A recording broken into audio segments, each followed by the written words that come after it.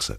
The challenge for us all in Parliament is to get this thing done, get it over the line in a responsible way. You say get it done, and I saw you yesterday. It seems to be down to a high level of enthusiasm, I get that, and threatening to walk away with 39 billion. Is that effectively the policy? No, but those two things are important. But what you need, in addition, of course, is you need to disaggregate the elements of the current withdrawal agreement, which is basically dead. You need to take the serviceable bits, and there's some good stuff about EU citizens, and the 3.2 million who are loved and valued and who contribute to the life of this country. They deserve to have their rights protected. We should pass that in UK law, get that done immediately.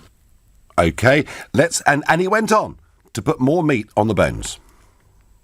What you need to do is look at the money, which is at the high end of their expectations, 39 billion, and I think we need a bit of creative ambiguity about when and how much of that money is going to be paid and what kind of deal it will be payable for.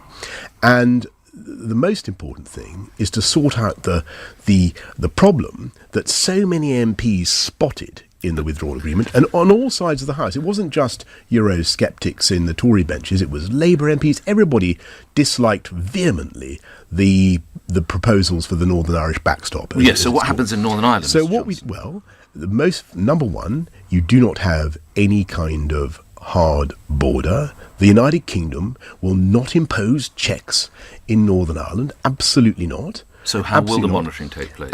And as you saw a brilliant report yesterday, Greg Hands, Nicky Morgan and others, more out today. There are other techniques, maximum facilitations you can use to check for rules of origin, to counteract smuggling and contraband and you see the EU away from the frontier. I do. OK, well, I mean, he was getting into his stride a bit here. And then the ultimate question, what about no deal, and what role possibly could GATT play?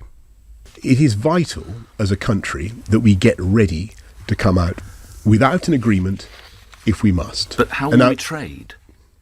Well, in the same way that we normally trade, and that is to say that you can either there are two possibilities. If we walk away, doesn't that GATT goes against the United Kingdom, doesn't it? If we walk away, well, there are two possibilities. Does it or doesn't it? It doesn't have to. Here's what you could do. So Mark Carney is wrong when he said if we walk away, GATT does not apply. Well, he's right in the sense that GATT Article 24, paragraph 5b, makes it perfectly clear that two countries that are in the process of beginning a free trade agreement may protract their existing arrangements what is the legal basis such time of walking away. Hang on, I'm just talking about GATT 24. Yeah. Okay.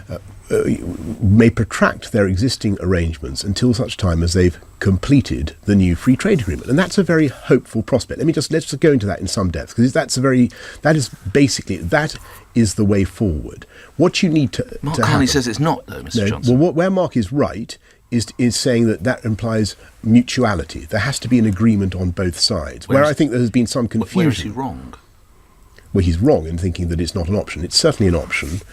Well, that's Nick Ferrari this morning on Nick Ferrari's show. It was Boris Johnson. How clear is he? I'm not sure that words like disaggregate necessarily hit home with LBC listeners. What he's talking about doing is taking Monsieur Barnier's treaty and chucking bits of it out and getting it rewritten.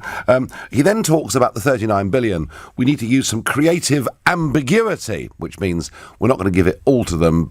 And again, it's not very clear. I did think it lacked a bit of clarity. He was saying an awful lot of things at the same time. But this afternoon, for the first time in this campaign, Boris actually got onto the front foot, and he sent Jeremy Hunt a letter.